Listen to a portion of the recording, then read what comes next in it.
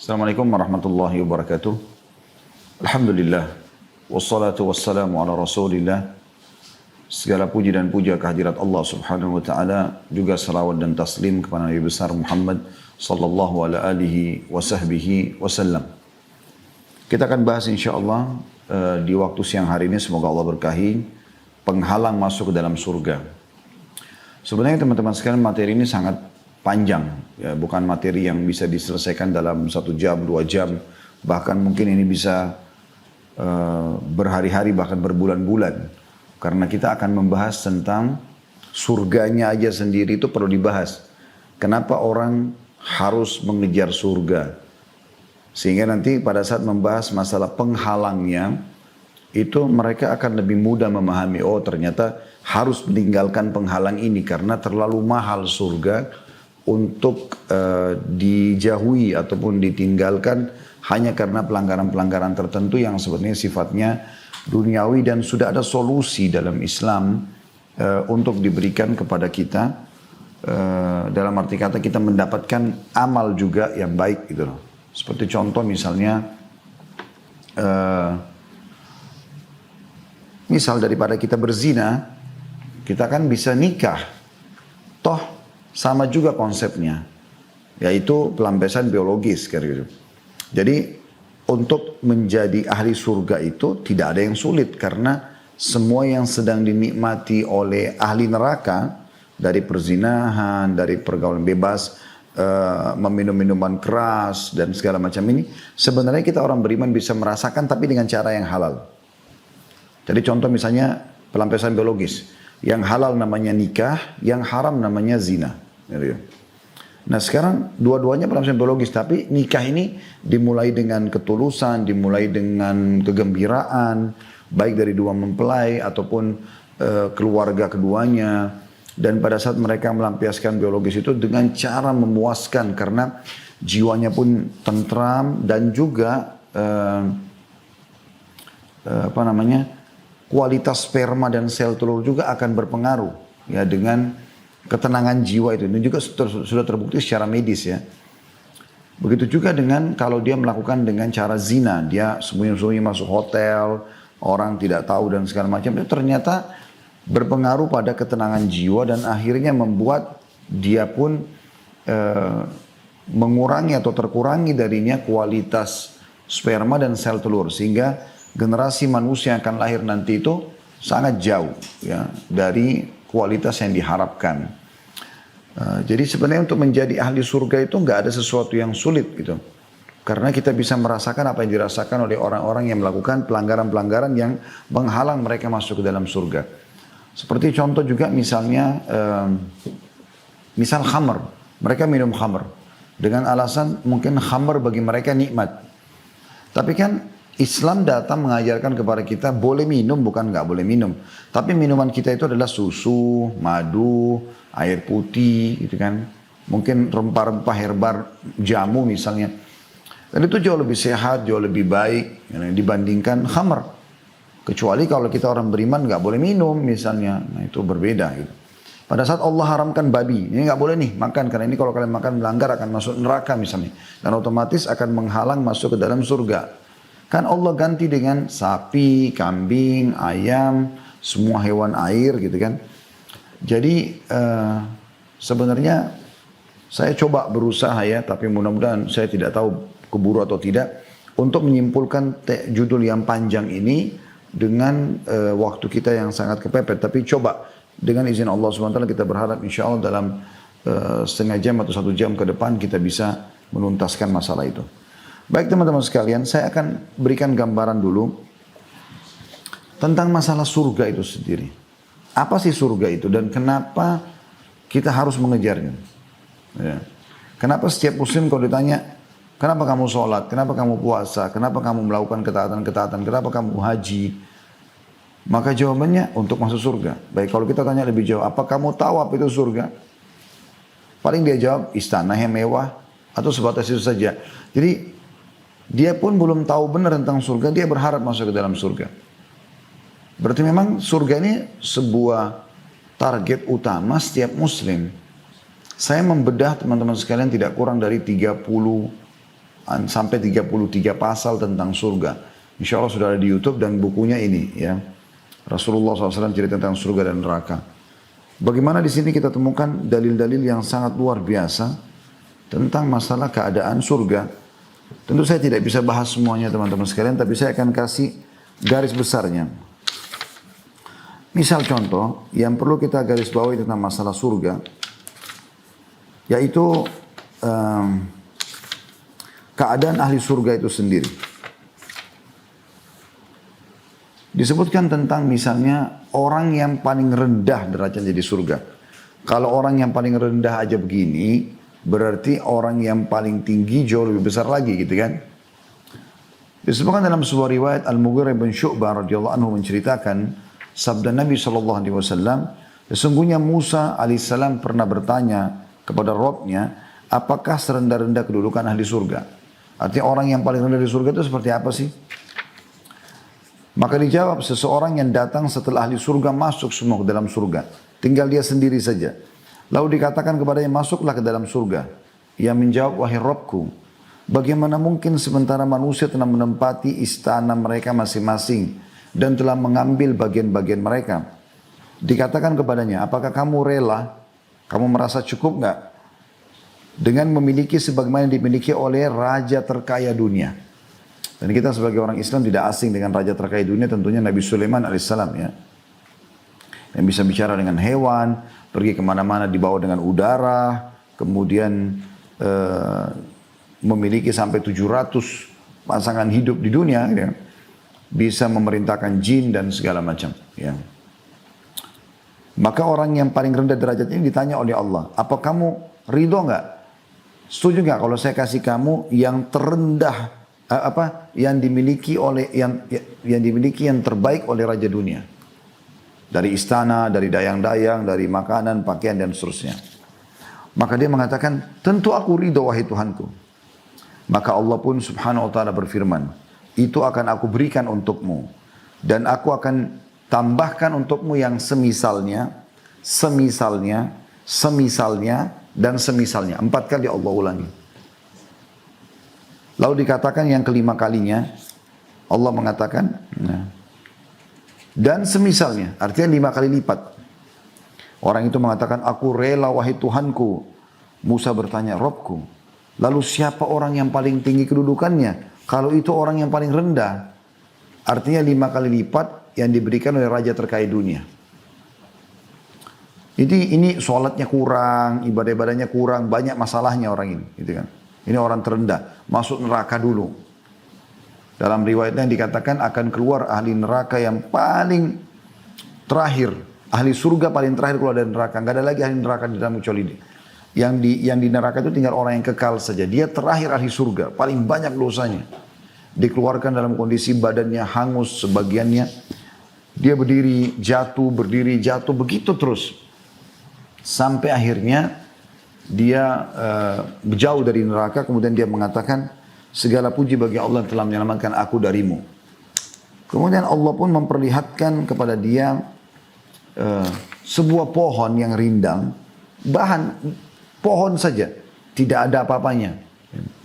Maka karena dia sudah sekian tahun tidak pernah melihat naungan itu, selalu siksaan api, pukulan, ya dan segala macam.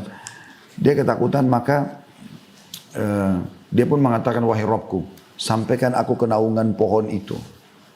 Itu saja. Ya. Kata Allah SWT, apakah kau yakin tidak akan minta yang lain? Dia bilang tidak. Aku tidak akan minta yang lain. Betul-betul hanya itu saja.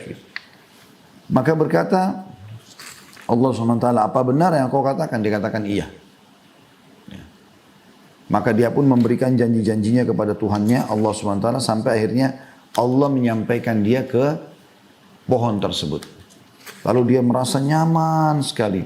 Dia merasa di situ betul-betul dia terlindungi, ternaungi dengan sejuknya udara di bawah pohon itu.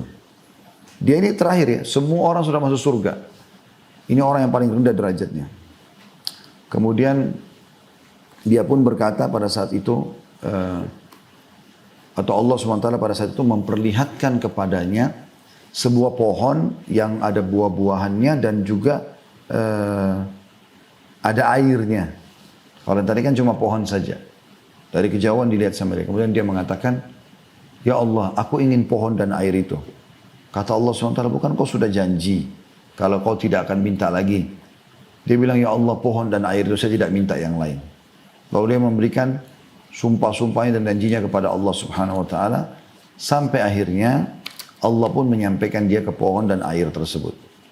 Dari kejauhan, setelah dia nikmati pohon itu, bahkan dalam riwayat kata Nabi SAW, dia merasa dia adalah orang yang paling besar nikmat Allah padanya. Allah perlihatkan dari kejauhan pintu surga terbuka dan tercium kepadanya bau wanginya surga itu. Maka dia pun mau minta sama Allah tapi malu. Hanya ini surga, nikmat terbesar gitu. Dia lihat dayang-dayang, dia lihat orang pakai baju sutra, istana yang luas, kebun-kebun. Dia kagum. Lalu dia mengatakan, ya Tuhanku, surgamu dan aku tidak minta yang lain. Maka kata Allah SWT, wahai anak Adam, berapa banyak engkau memungkiri janjimu. Lalu Allah berfirman kepadanya, apakah kau ridho kalau aku berikan kau seperti yang dimiliki raja terkait dunia? Dia mengatakan, ya wahai Tuhanku. Maka kata Allah SWT, kau akan dapat yang semisalnya. Engkau akan dapat semisalnya. Terus saja Allah ulangi sampai 10 kali lipat. Kalau riwayat tadi yang pertama saya bacakan kan 5 kali lipat. Ini 10 kali lipat. Maka saking gembiranya orang ini dia mengatakan, bayangkannya 10 kali lipat yang dimiliki oleh Raja Sulaiman alaihissalam. Maka dia mengatakan, ya Tuhan, ya Allah, sesungguhnya engkau hambaku, aku Tuhanmu. Saking gembiranya dia balik kata-kata itu. Ya Allah, engkau hambaku dan aku Tuhanmu.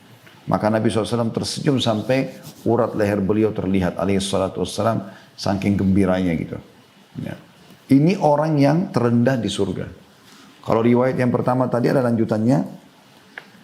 Nabi Musa bertanya, ya Allah, kalau itu derajat orang paling rendah, bagaimana dengan orang yang paling tinggi? Maka Allah pun menjawab subhanahu wa ta'ala, mereka itulah orang-orang yang aku kehendaki. Aku tanam kemuliaan mereka dengan tanganku. Dan aku menentukan atas mereka, ya, apapun yang mereka inginkan, sekalipun mata mereka belum pernah melihat, telinga belum pernah mendengar, dan belum pernah terlintas dalam hati manusia. Jadi surga itu teman-teman, luar biasa, sebuah tempat yang tidak bisa dibayangkan. Allah Subhanahu wa ta'ala berfirman dalam surah Az-Zukhruf, ayat 71, A'udzu billahi minasyaitonir rajim, wa fiha ma tashtahihi al-anfusu wa taladdul a'yun. Di dalam surga itu semuanya yang ada di dalamnya akan dimiliki apa yang diinginkan oleh hati. Apa yang terjadi hati kita bisa dapat. Dan juga yang selalu sedap dipandang oleh mata. Begitu. Di dalamnya akan diberikan rezeki tidak pernah terputus-putus. Allah mengatakan dalam surah Al-Mu'min ayat 40. A'udzu billahi minasyaitonir rajim. Man amila sayyi'atan fala yujza illa mithlaha. Dalam surah Mu'min ayat 40 ya. Wa man amila salihan min dzakarin aw untha wa huwa mu'minun fa ulaika yadkhulunal jannata yurzaquna fiha bighairi hisab.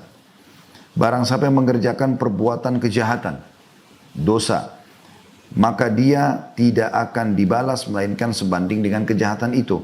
Dan barang siapa yang mengerjakan amal yang saleh, baik laki-laki maupun perempuan, sedang ia dalam keadaan beriman, maka mereka akan masuk ke dalam surga dan mereka akan diberi rezeki di dalamnya tanpa terputus. Jadi terus-menerus mendapatkan manfaat itu. Dalam hadis riwayat Muslim, Nabi SAW bersabda, Inna ahlal jannati ya'kuluna fiha wa yashrabun wa la yatfulun wa la yabulun wa la yatagawwatun wa la yamtakhitun. Qalu فما بال الطعام قال جشاء ورشح كرشح المسك يلهمون التسبيح والتحميد كما تلهمون النفس. Artinya ahli surga itu kata Nabi SAW akan selalu makan dan minum, tidak pernah berhenti. Mereka bukan makan karena lapar, mereka juga berhenti bukan karena haus. Mereka makan bukan karena lapar, mereka berhenti bukan karena kenyang. Jadi mereka nikmati selalu makanan itu. Mereka tidak akan pernah membuang ludah lagi. Mereka tidak akan buang air besar dan buang air kecil. Dan mereka tidak akan pernah membuang ingus. Itu kata Nabi SAW. Jadi tidak ada lagi kamar mandi, tidak ada WC di sana. Semuanya kenikmatan. Maka para sahabat bertanya, ya Rasulullah, lalu bagaimana dengan sisa-sisa makanan itu? Di dunia kan kita harus butuh WC, mengeluarkan kotoran. Semoga Allah muliakan kita. Ada air seni, ada tinja gitu kan. Maka kata Nabi SAW, makanan dan minuman yang tidak dibutuhkan oleh tubuh tersebut akan keluar dalam bentuk sendawa dan keringat yang aromanya seperti aroma kasturi. Mereka melahap tasbih dan takbir sebagaimana kalian menghirup udara.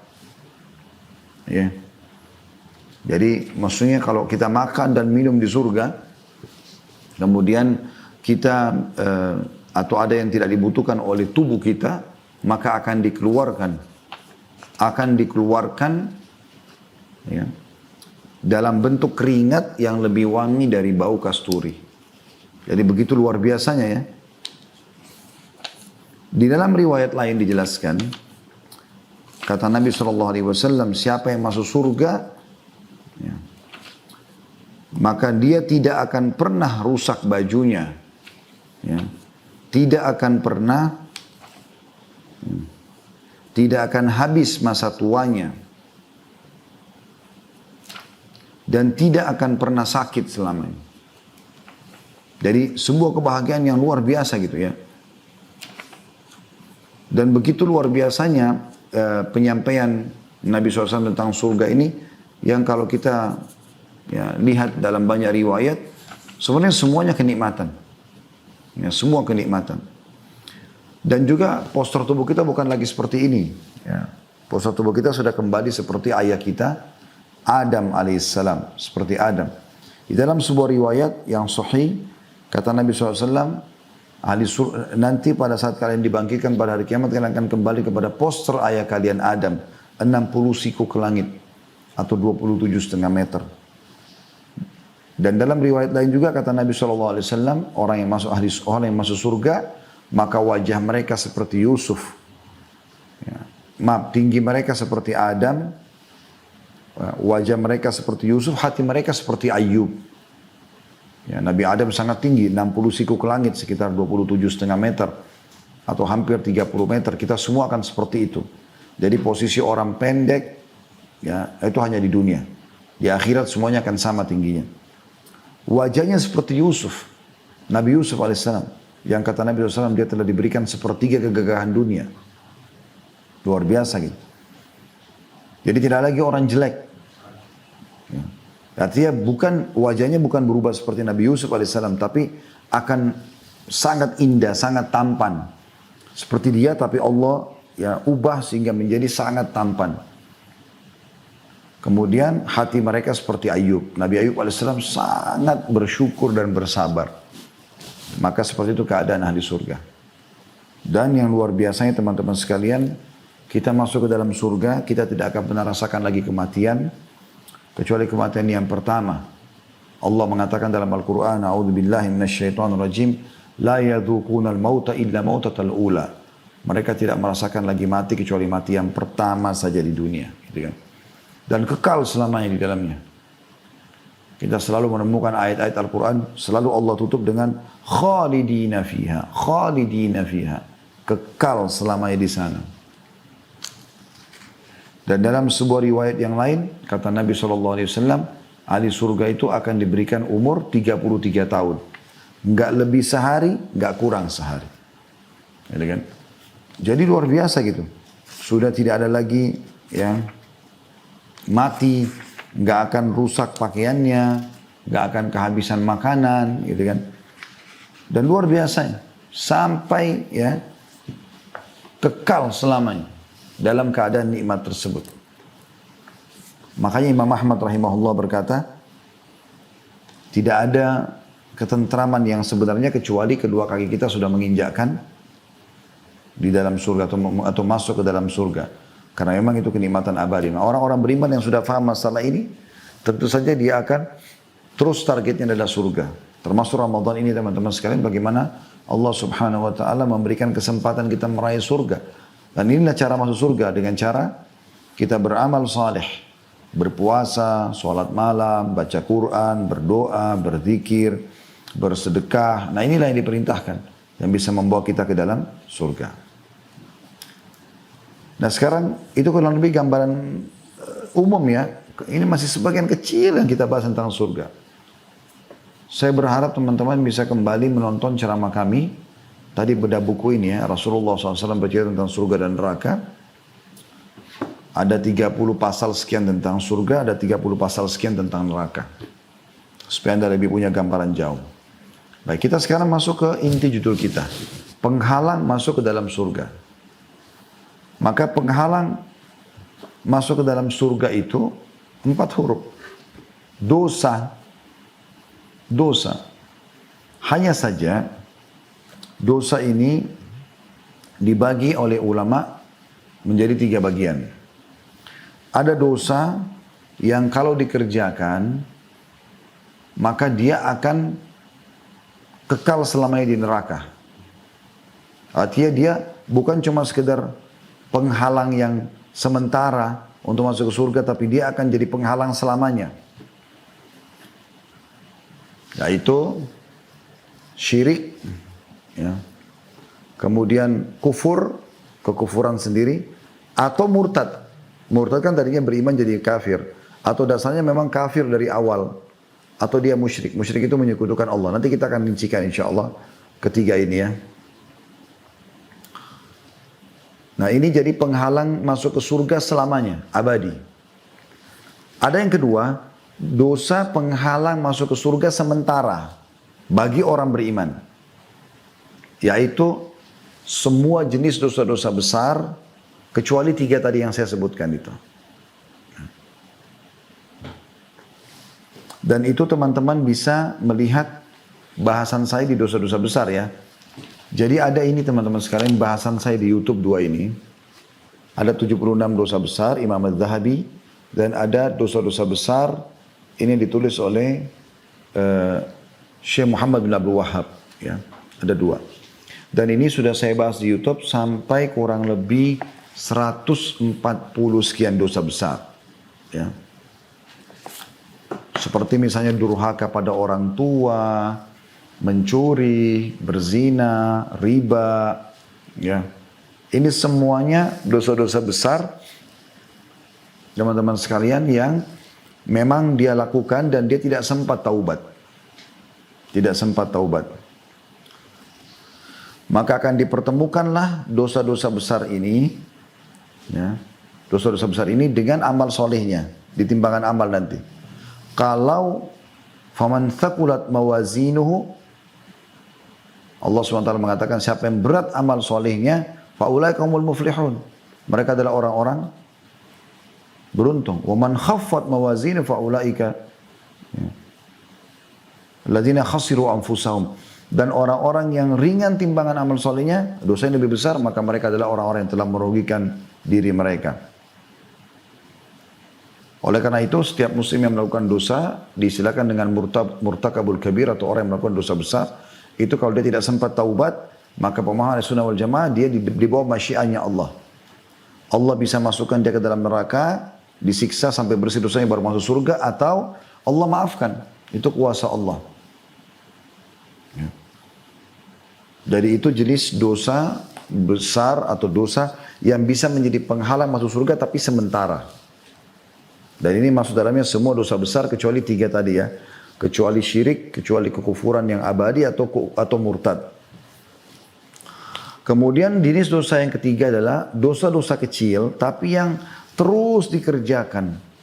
Menjadi sebuah rutinitasnya. Sehingga akhirnya menjadi besar juga dia. Jadi dalam hadis kata Nabi SAW, perumpamaan dosa-dosa yang dilakukan, dosa-dosa kecil itu, seperti satu kaum yang turun ke satu lembah, kemudian mereka pada saat lagi mau istirahat di situ, menyuruh satu orang mereka menyuruh satu orang tukang masaknya untuk masak, dan tukang masak mengatakan, coba kumpulkan untukku ranting-ranting. Jadi ranting-ranting sebanyak mungkin supaya aku bisa membakar api untuk masak. Ya. Maka semua anggota kafilah itu mengumpulkan ranting-ranting setelah mereka mengumpulkan ranting-ranting tersebut, maka mereka akhirnya bisa membakar api. Kata Nabi SAW, itulah perumpamaan dosa-dosa kecil yang terus dilakukan seperti ranting-ranting tadi, yang kalau dia satu mungkin masih belum bisa menyalakan api, atau masih kecil apinya, tapi kalau dia dikumpulkan jadi banyak, dia akan menjadi api yang besar. Nah, cuman memang ini lebih ringan daripada poin yang kedua tadi. Karena kalau poin yang kedua tadi, dosa-dosa besar, itu wajib taubat nasuha. Kayak misalnya durhaka pada orang tua, riba, zina, segala macam ini butuh taubat nasuha. Yaitu meninggalkan dosa itu seketika, kata Imam Nawawi rahimahullah, syaratnya. Kemudian menyesali, dan ketiga adalah yang ketiga itu berjanji dan bertekad kepada Allah tidak akan mengulanginya. Seperti itulah ya, tidak akan mengulanginya. Maka dengan 3 syarat ini, insya Allah biidnillahi ta'ala, dosa itu akan dimaafkan oleh Allah SWT. Kalau dosa yang kedua tadi ya. Kalau dosa yang ketiga, yang tadi dosa-dosa kecil tapi karena sering dilakukan dan banyak variabelnya, maka akan menjadi dosa besar juga. Ini sebenarnya bisa saja dibersihkan dengan semua jenis ibadah, amal soleh. Misalnya dosa kecil misalnya sholat sunnah, wudu, puasa, yang wajib dan yang sunnah sebenarnya. Sebenarnya semua amal wajib dan amal sunnah itu bisa membersihkan dosa-dosa kecil. Sehingga dia tidak menumpuk banyak. Kecuali keadaannya adalah orang itu melakukan dosa-dosa kecil terus, itu pun dia tidak ikuti dengan amal soleh. Makanya kata Nabi SAW, وَأَتْبِئِ السَّيِّئَةَ الْحَسَنَةَ مُحُوهَا. Ikutkanlah perbuatan dosamu itu dengan perbuatan kebaikan. Artinya jangan kau ulangi lagi, tapi bersihkan dia dengan amal-amal solehmu. Seperti itulah. Ya. Nah sekarang teman-teman, saya kerucutkan lagi bahasan kita. Karena kalau kita mau membahas ketiga jenis dosa ini akan sangat panjang. Gitu kan. Saya akan fokus membahas teman-teman sekalian ke yang pertama saja. Ya. 3 dosa yang jadi penghalang masuk ke surga yang sifatnya abadi. Anda tidak akan pernah keluar lagi dari neraka. Baik, yang pertama teman-teman sekalian adalah dosa syirik. Apa itu syirik? Syirik itu teman-teman sekalian yaitu menyekutukan Allah. Atau menggabungkan atau mempartnerkan antara Allah dengan makhluknya dalam hal ibadah. Syirik. Contoh misalnya, yang paling baik contoh di sini adalah orang-orang musyrik Mekah. Orang-orang musyrik Mekah itu teman-teman sekalian mereka punya perbuatan. Mereka tahu Ka'bah itu rumahnya Allah. Mereka tahu tawaf itu ibadah. Mereka tahu itu haji. Ya, karena itu kan dari zaman Nabi Ibrahim AS. Mereka tahu wukuf di Arafah, mabit di Muzdalifah, mabit di Mina. Itu adalah rangkaian daripada ibadah. Mereka tahu itu ibadah untuk Allah. Tetapi mereka syirik. Mereka menyekutukan Allah. Bagaimana menyekutukan Allah? Mereka datangkan patung-patung di sekitar Ka'bah yang selain mereka tawaf, selain mereka berdoa sama Allah, mereka juga minta sama patung-patung tersebut. Ini namanya mempartnerkan Allah dengan makhluknya. Dan Allah sangat murka dengan perbuatan ini. Makanya Allah ceritakan tentang mereka dalam Al-Quran. Ya. Allah berfirman, A'udzubillahi minasyaitonirrajim. Wa idza sa'altahum man khalaqas samawati wal ard wa sakhkhara asy-syamsa wal qamar la yakununa Allah. Hai Muhammad, kalau kau tanya kepada mereka orang Mekah itu, kenapa, siapakah yang menciptakan langit dan bumi dan mengatur matahari dan bulan? Mereka akan mengatakan Allah. Lalu disuruh tanya kalau begitu, kenapa mereka sembah berhala-berhala itu? Mereka menjawab sendiri, Allah kekalkan dalam Al-Quran, ma na'buduhum illa liyuqarribuna ilallahi zulfa. Kami enggak sembah berhala-berhala ini kecuali agar kami jadikan perantara antara kami dengan Allah. Allah enggak butuh perantara benda mati, apalagi patung. Dia sendiri yang pahat, dia yang sendiri berikan nama, lalu dia yang panggil-panggil patung itu untuk disembah. Jadi mereka itu dulu kalau melakukan sembelihan, mereka sembeli untuk Allah, mereka sembeli juga untuk patung mereka. Ya. Bahkan kadang-kadang mereka curang. Dalam arti kata curang ini, mereka melebihkan buat patung-patung mereka. Oleh karena itu Nabi SAW diutus untuk memperbaiki masalah itu. Nah, kalau ada teman-teman orang yang berbuat syirik, dan syirik ini dibagi dua oleh para ulama, ada syirik besar, ada syirik kecil. Kalau syirik besar dilakukan, taubatnya harus syahadat kembali. Karena Allah Subhanahu wa taala berfirman dalam surah An-Nisa ayat 48, A'udzu billahi minasyaitonir rajim. Innallaha la yaghfiru an yushraka bih wa yaghfiru ma duna dzalika liman yasha. Sesungguhnya Allah tidak akan pernah mengampuni dosa syirik dan Dia mengampuni segala dosa yang selain syirik itu bagi siapa yang Dia kehendaki. Jadi maksudnya kalau orang meninggal sempat berbuat syirik, tidak taubat, ya, tidak memperbaharui lagi syahadatnya, maka dia tidak akan diampuni oleh Allah pada hari kiamat. Kalau zina, riba, masih ada kemungkinan tahta masyiah namanya, di bawah keinginan Allah. Kalau Allah ampuni, Allah bisa Allah ampuni. Kalau Allah mau ampuni, Allah ampuni. Kalau Allah siksa, Allah akan siksa. Tapi dosa ini nggak bisa. Allah sudah pastikan dalam Al-Quran tidak pernah Allah maafkan kalau mereka tidak sempat taubat sebelum meninggal. Nanti kita kasih contoh-contohnya ya. Kemudian juga dalam surah Al-Ma'idah ayat 72, Allah SWT berfirman, A'udzu billahi minasyaitonir rajim, innahu may yusyrik billahi faqad harramallahu 'alaihil jannata wa ma'wahu an-nar. Sesungguhnya orang yang mempersekutukan sesuatu dengan Allah, maka pasti Allah mengharamkan surga atasnya dan tempatnya ialah neraka. Perhatikan di sini kalimat Allah SWT. Sesungguhnya orang yang mempersekutukan dalam kurung sesuatu dengan Allah, dalam ayat dikatakan begitu ya, maka pasti Allah mengharamkan surga atasnya. Jadi dia terhalangi dari surga abadi. Tidak akan pernah bisa masuk lagi selamanya. Dikatakan tempatnya ialah neraka. Allah juga menyebutkan kalau ya syirik itu adalah kezaliman yang besar. Karena Allah tidak ingin dipartnerkan dengan siapapun. Dalam surah Luqman ayat 13 Allah berfirman, A'udzu billahi minasyaitonir rajim, innasyirka la dzulmun 'adzim. Sesungguhnya syirik itu adalah kezaliman yang sangat besar. Nah, oleh karena itu kata Imam Adz-Dzahabi rahimahullah, barang siapa yang menyekutukan Allah kemudian dia mati dalam keadaan sebagai seorang musyrik, ya, perbuatan namanya syirik. Kalau orang yang pelakunya namanya musyrik, ya, maka dia termasuk penghuni neraka secara qat'i. Maksudnya tidak diragukan lagi. Sebagaimana halnya orang yang beriman karena Allah lalu mati dalam keadaan sebagai mukmin, maka dia termasuk penghuni surga. Sekalipun dia mungkin akan terlebih dahulu diadab di neraka karena dosa-dosa selain syirik yang pernah dilakukannya. Seperti itulah. Ya. Baik teman-teman, Nabi Muhammad SAW juga pernah ditanya, atau beliau pernah bertanya kepada para sahabat, Ala unabbiukum bi akbaril kabair. Mau nggak aku tunjukkan kepada kalian induk dosa-dosa besar? Artinya kalau kalian lakukan, habislah. Maka para sahabat mengatakan, tentu ya Rasulullah, kata Nabi SAW, al-isyraku billah. Itu yang pertama disebutkan. Syirik kepada Allah. Juga Nabi SAW pernah mengatakan 3 kali. Ya. Ala unabbikum bi akbaril kabair. Maukah aku tunjukkan induk dosa-dosa besar? 3 kali Nabi SAW ulangi. Lalu, qalu bala ya Rasulullah. Maka para sahabat mengatakan, tentu wahai urusan Allah. Qala al-isyraku billah. Ya, beliau mengatakan syirik kepada Allah, ini disebutkan yang pertamanya ya. Itu juga dengan beliau pernah mengatakan ijtanibus sab'al mubiqat. Jauhilah dosa besar yang membinasakan. 7 dosa besar yang membinasakan. Qalu ya Rasulullah mahun. Para sahabat mengatakan ya Rasulullah, apa 7 dosa besar itu? Yang pertama beliau mengatakan qala asyirku billah.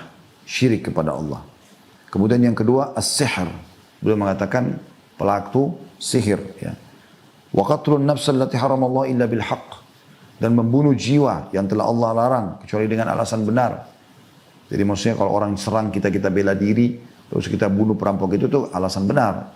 Atau pemerintah menangkap pelaku kriminal karena dia membunuh maka dihukum mati juga misalnya, itu alasan benar. Tapi kalau tidak ada alasan ini maka tentu masuk dalam ancaman ini. Yang keempat, wa aklu riba, memakan harta riba. Yang kelima, wa aklu mal yatim, memakan harta anak yatim. Yang keenam, wa tawalli yaumuz zahf, lari dari kancah peperangan. Nah, dan yang ketujuh, wa qadhful muhsanatil mu'minatil ghafilat, menuduh wanita yang baik-baik, ya, lagi lalai melakukan perbuatan zina, gosip tentang dia.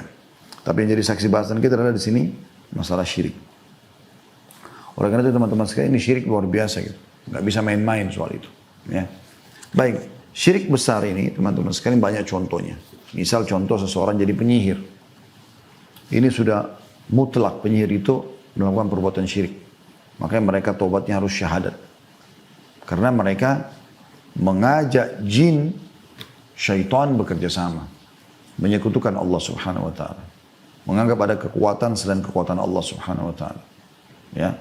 Menyembeli untuk selain Allah. Menyembeli untuk kuburan, untuk laut, untuk gua.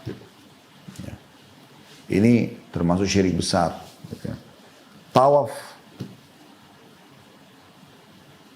di selain Ka'bah, putar-putar di kuburan dengan alasan kuburan ini bisa memberikan manfaat dengan dia tawaf. Padahal tawaf itu hanya untuk Allah di Ka'bah. Ini semuanya hati-hati. Meminta-minta pada orang mati, mengajak bicara orang mati. Maka ini juga termasuk, ya, harus hati-hati semuanya. Kalau yang kedua syirik kecil, itu riya, kita sudah tahu sama-sama. Nah bedanya kalau syirik besar, memang mengeluarkan orang dari Islam. Kalau dia meninggal tidak sempat taubat bisa kekal di api neraka karena Allah tidak akan ampuni. Kalau syirik kecil, riya itu memperindah ibadah karena makhluk. Misalnya memperindah sholatnya karena ada atasannya di sebelah, karena ada mertuanya atau ada temannya yang melihat atau dia memperlama doanya karena ada orang yang lihat, ini semuanya riya. Nah kalau ini tidak mengeluarkan dari Islam. Dan yang hancur adalah hanya amal itu saja. Jadi riya misalnya dalam sholatnya, sholat itu tidak diterima. Gitu ya. Dan dia tidak akan mengekalkan dalam api neraka. Tapi dia juga dosa besar. Tetap bisa disiksa di dalam api neraka. Dan ini yang pertama teman-teman sekalian. Dari 3 jenis dosa yang menjadi penghalang masuk ke surga. Yang sifatnya penghalang abadi ya. Karena saya bilang tadi kalau kita bahas semuanya. Termasuk penghalang sementara dari dosa-dosa besar. Yang ada maka itu malah akan panjang bahasanya. Dan Anda bisa kembali ke bahasan kami di bahasan tentang dosa-dosa besar. Insya Allah sudah 140 sekian dosa besar yang harus kita hindari tentunya. Ya. Baik teman-teman sekalian, kita akan masuk ke dosa besar yang kedua. Maksud saya dari 3 tadi itu ya, yaitu kekafiran secara umum. Kafiran. Jadi orang-orang kafir. Dan kita sebagai seorang muslim tidak boleh ragu tentang kekafiran orang-orang selain Islam. Dan ini sebenarnya bukan hal yang harus menyinggung mereka. Karena kita cuma punya 2 istilah. Muslim, mukmin atau kafir kan begitu. Dan istilahnya tidak asing. Juga dipergunakan oleh mereka untuk kita gitu kan. Dan ini bukan penghinaan sebenarnya. Ini cuma istilah yang digunakan memang rivalnya seperti orang lapar sama kenyang gitu kan. Malam sama siang, seperti itu. Dan bagi kita orang beriman kepada Allah SWT Nabi Muhammad SAW, kita meyakini selain penganut Islam adalah kekafiran. Dan kalau mereka tetap dalam keadaan itu, maka berbahaya buat mereka. Mereka bisa kekal selamanya dalam api neraka, gitu kan? Dan ini jelas sekali dalil-dalil tentang masalah itu.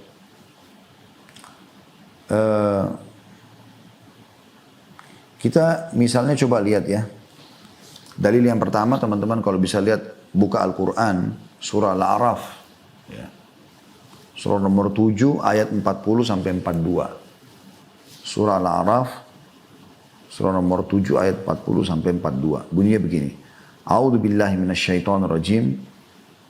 Innal ladzina kadzdzabu biayatina wastakbaru 'anha لا تفتح لهم أبواب السماء ولا يدخلون الجنة حتى يلج الجمل في سم الخياط وكذلك نجزي المجرمين لهم من جهنم مهاد ومن فوقهم غواص atau gawash lahum ya.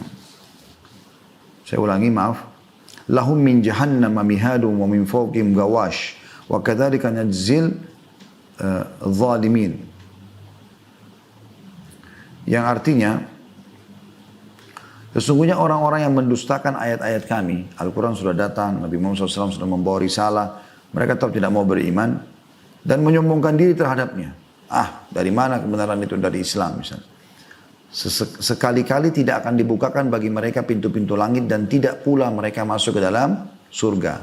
Ya, di sini maksudnya tidak akan masuk secara abadi ya, kalau mereka meninggal dalam keadaan kufur. Hingga unta masuk ke dalam lubang jarum. Coba teman-teman sekalian bayangkan, unta bisa masuk nggak ke lubang jarum? Lubang jarum kecil gitu, untuk taruh benang gitu. Kan mustahil. Artinya mustahil mereka masuk ke dalam surga. Demikianlah kami memberi pembalasan kepada orang-orang yang berbuat kejahatan. Mereka mempunyai tikar tidur dari api neraka. Dan di atas mereka ada selimut juga dari api neraka. Demikian kami memberikan balasan kepada orang-orang zalim. Kan gitu. Makanya Nabi Muhammad SAW pernah menjelaskan dalam sebuah hadis yang sahih. Kata beliau SAW, tidak ada seorang pun dari Yahudi, Nasrani, yang Majusi, penyembah api. Karena Yahudi Nasrani anda tahu tentunya ya. Majusi penyembah api. Yang mendengarkan aku diutus menjadi nabi. Kemudian mereka tidak beriman pada risalah yang aku bawa. Dan mereka meninggal dalam keyakinan itu. Bukan muslim. Kecuali mereka pasti akan masuk ke dalam api neraka. Gitu kan? Jadi ini sebuah konsep akidah dasar seorang muslim. Makanya kita harus punya kepedulian teman-teman sekalian sebagai seorang muslim untuk mengajak siapapun selain Islam untuk masuk ke dalam agama kita yang mulia ini. Ajak mereka untuk syahadat. Nabi Muhammad SAW sudah contohkan itu. Sudah contohkan itu. Dari sini juga kita ambil pelajaran penting teman-teman sekalian. Tidak adanya prinsip yang mengatakan semua agama sama. Enggak sama. Beda. Ya, beda. Karena Allah mengatakan dalam surah Al-Imran, surah nomor 3 ayat 19, A'udzubillahi minasyaitonirrajim, innad dina indallahil Islam. Agama yang diterima di sisi Allah hanya Islam. Dalam Al-Imran juga ayat 88 ayat 85-nya Allah SWT mengatakan a'udzubillahi minasyaitonirrajim wa may yabtaghi ghairal islami dinan fala yuqbala min wa fil akhirati minal khasirin. Siapa yang coba-coba milih selain Islam sebagai agamanya, maka tidak akan diterima darinya dan dia di akhirat termasuk orang-orang yang rugi. Teman-teman bisa kembali ke ceramah kami juga di YouTube kalau ada yang mau lebih jauh dengar insyaallah tentang masalah ini. Ada panjang lebar saya jelaskan di judulnya Hiduplah Mulia dengan Islam. Nah, bagaimana saya paparkan panjang lebar tentang masalah itu teman-teman sekalian. Dan itu cukup banyak dari dalam Al-Quran yang menceritakan tentang masalah orang-orang kafir bisa masuk ke dalam api neraka. Seperti itulah ya. Selanjutnya teman-teman sekalian yang terakhir yang ketiga adalah orang yang kafir tapi murtad nih. Murtad. Ya. Dia tinggalkan agama Islam. Disebutkan dalilnya dalam surah An-Nahl. Surah nomor 16 ayat 106. Sekali lagi surah An-Nahl surah nomor 16 ayat 106. A'udzubillahi minasyaitonirrajim. Man kafara billahi min ba'di imanihi illa man ukriha wa qalbu mutmainnun bil iman walakin man syaraha bil kufri sadran fa alaihim ghadabun minallahi wa lahum adzabun azim. Barang siapa yang kafir kepada Allah sudah dia beriman. Maksudnya murtad. Tadinya dia muslim lalu dia keluar dari agama Islam. Kecuali orang-orang yang dipaksa kafir padahal hatinya tetap tenang dalam beriman. Akan tetapi orang-orang yang melapangkan dadanya untuk kekafiran maka kemurkaan Allah menimpanya dan baginya azab yang besar. Jadi pernah terjadi teman-teman sekalian, Ammar ibn Yasir radhiyallahu anhuma, Ammar waktu itu umurnya 9 tahun. Yasir ayahnya dia udah dewasa tentunya dengan istrinya Sumayyah. Kalau anda pernah dengar ya, Sumayyah radhiyallahu anha adalah wanita Islam yang pertama mati syahid. Yasir pun termasuk laki-laki muslim yang awal-awal mati syahid itu. Dibunuh oleh Abu Jahal ya. Nah di depan matanya Ammar, waktu itu umurnya 9 tahun, dia lihat ibu sama ayahnya dibunuh oleh Abu Jahal. Sumayyah itu ditusuk perutnya lagi hamil. Mati. Yasir pun ditusuk mati. Maka Ammar waktu itu masih 9 tahun. Disiksa dia sama Abu Jahal. Abu Jahal mengatakan, saya tidak akan bunuh kau seperti kedua orang tuamu. Tusuk langsung mati. Saya akan bunuh kau pelan-pelan. Saya akan kulitin kamu. Kecuali kau meninggalkan agama Muhammad. Maka karena dia takut, dia tidak bisa tahan siksaan itu, maka dia pun mengatakan, baiklah. Abu Jahal rupanya tidak puas. Ya. Dia bilang, baiklah maksudnya saya tinggalkan agama Muhammad. Abu Jahal tidak puas, lewat seekor unta, kata Abu Jahal, saya tidak akan lepaskan kau sampai kau bilang, unta ini Tuhanku. Betul-betul kalimat kufur. Jadi bukan lagi Allah, tapi unta ini. Maka Ammar mengatakan, unta itu Tuhanku. Karena kesakitan udah. Maka dibebaskan oleh Abu Jahal. Setelah itu Ammar menyesal luar biasa.